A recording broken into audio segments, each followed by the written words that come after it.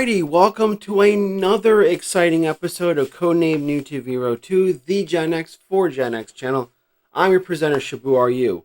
Well, normally we take a look at either comic books or action figures, but today we have a special pickup episode, and that is because we're going to feature some cassette tapes. That's right.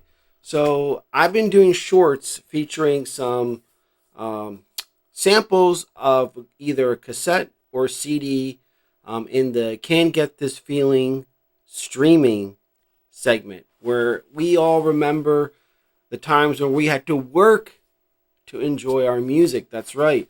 Where we had to mow lawns or do all kinds of chores, get money, go to a record store, having to buy the entire album, bringing the album back, and totally dissecting that particular cassette or CD. I never really got into records because they were more of my uncles, the 70s guys. I am basically cassette or CD. I know it's trendy to get into records, but I never really got into that. But I love cassette tapes. There's just something with that analog hiss, and every Gen Xer will know what the hell I'm talking about. You kids probably have no clue.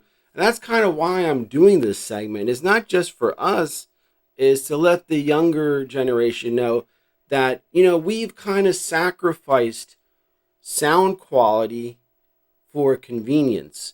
And sometime during that whole Napster MP3 era where compressed music became the norm, fitting 300 songs on a CD or a stick or whatever the hell, that became the norm, and there was something lost in that. So that's why we're doing this, those short segments, is to kind of, hey, I listen to stuff on my iPhone and the Bluetooth and stuff, yeah, but sometimes it's just good to plug in the old Walkman here and the headphones and just enjoy and rock out. So I was lucky to meet somebody who had a bag full of cassette tapes, and they offered it to me, and I couldn't pass. When you see what is entailed in this is kind of expensive cassette tapes, so we're going to start off with the first one. Let's dive right in. I'm not going to give too much background about each particular cassette tape because, that's for that short segment. But this is a kind of like a preview for all you regulars that, stuck with me and kind of like to get the little bit before the full reveal of it is. So this is going to be a fun segment. I'm going to enjoy this. So our first CD or cassette tape, actually, if you saw my latest short featuring the band NXX. So there's something common with the band I'm going to show you right here with NXX. And I am talking about none other than Savage Garden. Now this, I have my laptop here. This is their debut album, and it came out, I think, in 1996. Yeah, 1996. So this is the debut album. What is it called? Yeah, it's just Savage Garden. So, I'm not really big into Savage Garden. I mean, I do love NXX, and I can't really fully. It's not one of the bands that I follow. I know of them. I heard of them. I listened to a few of their songs that were on the radio, but at the same time, when you buy a lot, you're going to get some stuff that, but that just opens up discovery. So that's the fun thing about music. But man, it looks like these were kept in pristine condition. That's the other thing with tapes, man. You have no idea. If it's stored in somebody's house, that's a win. But damn, those ones that have been in someone's car from 1981 to 1990, those tapes are gone. You could hear, and I have some of them, and it's just that's the other thing. All these may suck when you play. You don't know unless you put it in the Walkman and hook it up to your headphones. So we have Savage Garden, the first one, done. The next, ooh.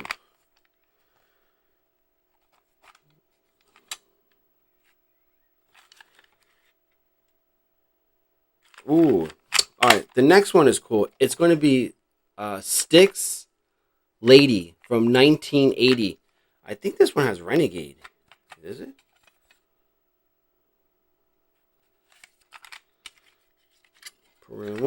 That's what I was looking for. This is the best part, man. Just going through the actual literature or whatever. I mean, this one's pretty sparse, but usually some of them have really good ones. But again, this is Styx Lady, and here's the one that there's 2 or 3 of them that really caught my eye in this lot, and these cassette tapes alone are like over 40-50 bucks if you could find them in good condition. So the first one is none other than The Wall by Pink Floyd. This is a big one for me. Basically, that's all my uncles listened to when I was growing up. So my backstory is when my parents were first starting out, we actually lived, at my Nana's house, and all my uncles lived there too. I mean, that's the beauty of being a first generation American citizen is the family dynamic of it. So anyway, I was raised by my uncles along with my mom and dad as well, but it was like a family upbringing. So I had a really blessed and fortunate childhood. But I do remember all my uncles, Pink Floyd. I remember Pigs, the intro of Pigs. I could picture myself sitting in those 80s woolly carpets and the big stereo system and hearing that oink oink oink coming from Animals. But yeah, this is a big one, and I mean I can't say anything how this is like a masterpiece. But sadly, this is the album that kind of began the end of Pink Floyd. Just how much infighting was going on between Roger Waters and Doug Gilmour. I think the beginning of the end was during the recording of this album. So it's a bittersweet one in that sense. So the next one is Rod Stewart, Vagabond Heart. So this is another good one. The Motown song, wow. Have I told you lately? Yeah, Moment of Glory. Wow. Rhythm of My Heart. See, the same thing with, I could say, Rod Stewart was someone I didn't really get into. I was aware of him. I knew of him. But to me, he was kind of like that whole Bon Jovi. And this is kind of blasphemy for someone originating from New Jersey. But I never got into Bon Jovi. I mean, I met him a few times. He's actually shorter than me, Bon Jovi. But I never really got into his music. So Rod Stewart is kind of like that kind of lineage to me. So I always thought that he was more of a girls rock, if that makes sense. I mean, I may be totally wrong. I mean, I totally respect him as an artist. There's several good songs, so there's no denying that. But overall, I'm not going to go actively buy a Rod Stewart cassette tape. So that's another one. This other one, again,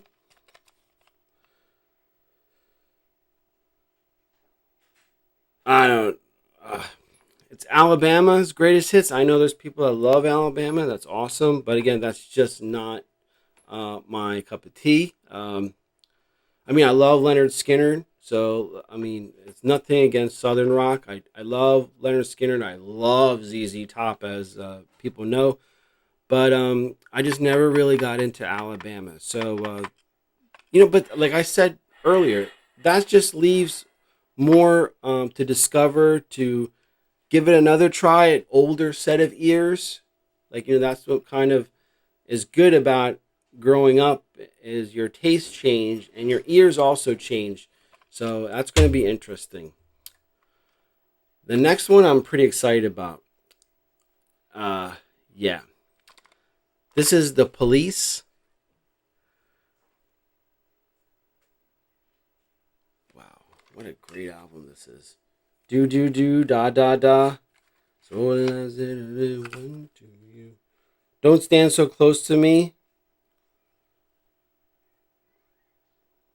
Man, there's so many good songs in this album. Which was this? 19.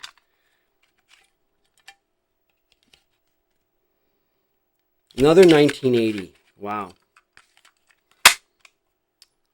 So The Police, that's pretty good. Well, it goes without saying that well, the big joke, remember, a lot of us will remember in the 90s is making fun of Kenny G. So there's no this is just the tape itself, no cover or anything. How fitting. But Kenny G's hair and that, what did he play? Is that clarinet or some shit? But man, talk about why. And it's like him, Michael Bolton. They were like in the same, and what's that? John Tesh. So like those three guys again, they're kind of like in the same family tree with me. I would not. I mean, obviously, but again, hey, I might be the biggest Kenny G fan. Who the hell knows? You know, discovery, discovery, discovery. So again, this person must have been a Styx fan, because there's another album of Styx, The Grand Illusion. Man, The Wilderness, Miss America, The Grand Illusion, Fooling Yourself, Superstars, Come Sail Away. Come sail away, come sail away. That's another good song. There's so many good songs. I mean, that's what's cool. So I'm going to definitely be enjoying yet another cassette of the Six. All right, and oh, look who Kenny G Live. Oh, wow. So now we have his live album as well. Yeah, he does play clarinet. Look, because there's his picture on there. Again, I'm not trying to, but in my growing up, it seems like the clarinet, a lot of the girls played clarinet. I mean, I'm sure there's guys that play clarinet, and that's totally cool. I mean, Kenny G's doing it, but I remember that most of the girls in band played the clarinet. So yeah, that was interesting. Maybe that whole kind of like association further made me not want to listen to Kenny G. You know, so again, I'm gonna like, we're older, more mature. I'm gonna be the biggest Kenny G fan. Woo! All right. And we talk about iconic albums, the Eagles' greatest hits, Take It Easy, Witchy Woman, Lying Eyes, Already Gone, Desperado, then side 2, One of These Nights, Tequila, Sunrise, Take It to the Limit, Peaceful, Easy Feeling, Best of My Love. I mean, look at that. That's such an iconic album. And look at the condition of this. And just like in comics, we save the best for last. And this is important because I will have this album in every single format. I do have it on record or vinyl. I gave it to my brother, but you know, and that's the original print. I think I found that in a yard sale. Of course, the CD. So now I have the cassette of Dark Side of the Moon. And what can I just, whoo, this is probably number one album to me. I think Michael Jackson's Thriller, this are probably the two greatest albums of all time. And I'm saying that those two albums transcend race, color, creed, everything. Because that's when you know your shit is good. When, you know, everybody digs it. and it doesn't care where you come from. It's just good. So I think those are, and if you have another album, write it down below. But name another set of songs or albums that are in that tier of, Thriller and Dark Side of the Moon. Even the Beatles, I think, don't have that, because there's certain people that, back in the 50s and 60s, there was people were either an Elvis person or a Beatles person, So for all those Elvis people, they weren't really into the Beatles stuff. They were, staying by the king, standing by the king. So again, this is going to be one of those albums, and digitally remastered in 1992. So this was at the end of the life of the. I have like superhuman reflexes. Anyway, this is the end of the life of the cassette. So this is going to be the best. And look at this artwork. I mean, it's freaking awesome, man. This is what it's all about, man.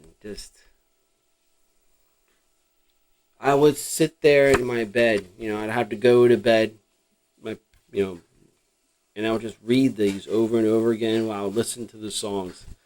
So I'm sure a lot of you have similar stories like that.